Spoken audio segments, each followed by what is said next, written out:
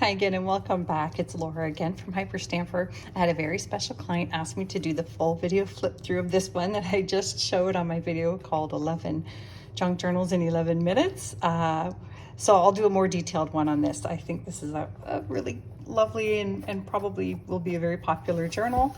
The back of it is actually the back of another needlepoint print. I thought it was a tea towel I used, but it's actually the back of a needlepoint print. And I did make this pretty little dress out of my spare lace and trims and threads, and I made the little Bodhi's top, sweetheart top, out of a piece of crochet doily. The page back here, I adhered to the book, and it is from the 1930s, from a Renaissance book, and this is all the different Renaissance costumes from the different periods, and I just think it's so precious. And I topped it up with some of my own trim. I love this pretty rose trim that I'm just about out of, actually, so I thought the last of it went to this beautiful journal. And everything in here, of course, is authentic, antique, and vintage ephemera. You must be sick of hearing me say that if you're one of my regular watchers, but I feel like I need to. And just the tea-dyed pages that I put in. So this is a little French book page here that I turned into a journaling spot. And this page here is actually from the 1800s. Lovely little children's book page here.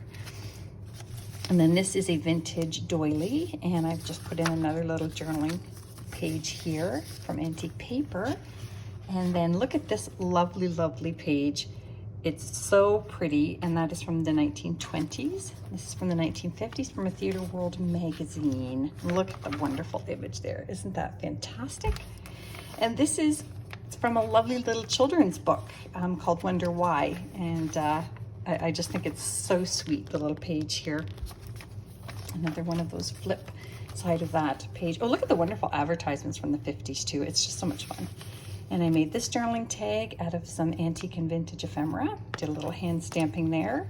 And this photograph is, it's overexposed on this side, but you can see the family here, mom, dad, and two little kids, and what might be a grandma here.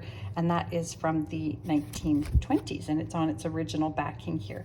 So Grandma and Joan at Sturgeon Lake, 1926. Precious. And that's all backed onto a 1904 book page called Freckles. And this pretty little postcard here from 1910. And that's a beautiful little church, St. Andrews in New Brunswick. And that is a very old journaling page there. And just another cute little children's book image here. And a little grackle. I have grackles in my backyard, so I thought that was very fun, from a dictionary. And this page title here that I ripped out is called The Glorious Adventure. And that 1955 Atlas of American Road Maps. And I love that. I'm so happy that's got the Arizona border there. And Reach for the Sky. Isn't that pretty? And that's on an old dictionary page. And this is from the Infants magazine, and some little child over the past 100 years has taken upon themselves to color those, which I think is really very endearing. So I just turned the back into a journaling spot there for you. And this is from a 1950s ballroom, 1940s ballroom dancing. And that's the zigzag, the quick step. How fun is that? Another beautiful Victorian image here from the 1930 University of Knowledge, 1937, apologies. Little secret pocket here with some 1926 scrapbook page. And this is just a little sheet of poems. They're really pretty. One is called Grace and one is called If to Be Clever. A little bit of journaling spot there, but I just wanted it to be a part of this pretty journal because it's a pretty poem. And a Peter Pan from a 1930s storybook for children. And here's another one of those University of Knowledge pages. 1003 household hints. They're really fun to read through. Just another cluster here from antique and vintage ephemera. Same here, a little bit of hand stamping. This is from a vintage 1950s Botanicals American Gardens book. Another one of these wonderful illustrations here. The castle in the background. I really love that. And another beautiful Victorian image. And that one, I'm being delicate with it. It's from the 1920s. And I just put a little interior spine cluster here. And this is from that wonderful 1955. This is probably my favorite one. It is a Polish embroidery book, and this was one of the color plates that I pulled out, and it's just in pristine condition. I quite like it. I was very careful to insert that. And this is from a 1950s ladies magazine on how to make bonnets, all the different bonnet patterns. I love that. It just makes me happy, that picture. And again, I just made a pretty little pocket here, and it wraps around to the other side.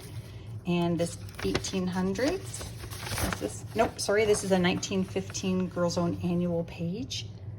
And some lovely garden images there. Isn't that pretty? And this is from the Joyous Adventurers, sorry. And there's another one of those botanical pages. A 1920 music sheet, and a very old, I can't date this, but it is very old and very well loved, vintage playing card. And this is from the early 1900s, from another journal that I just put out last week. And it is just lovely. It's an English school book. So I just think that's really, really pretty. Look at the images there. So that is very much to be enjoyed. And that's all tucked into this pocket that I made out of an antique book page. And this is another antique book page here, Collected Dog Stories. And that is a Betty Crocker tab. This is an old map that I pulled out of a book. You can see the attachment here. And there is the tab Salads from that cookbook. Just another little journaling spot here. Some 1930s Monopoly money. I hand-stamped happiness, because that's what I hope this journal makes you.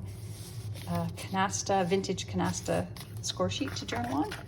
The cluster, and that brings us to the end of this lovely, lovely book. So it's on Etsy now. Visit etsy.com/shop/hyperstamper. It's September 3rd now. So I hope you get to it fast. I'll see you soon. Bye.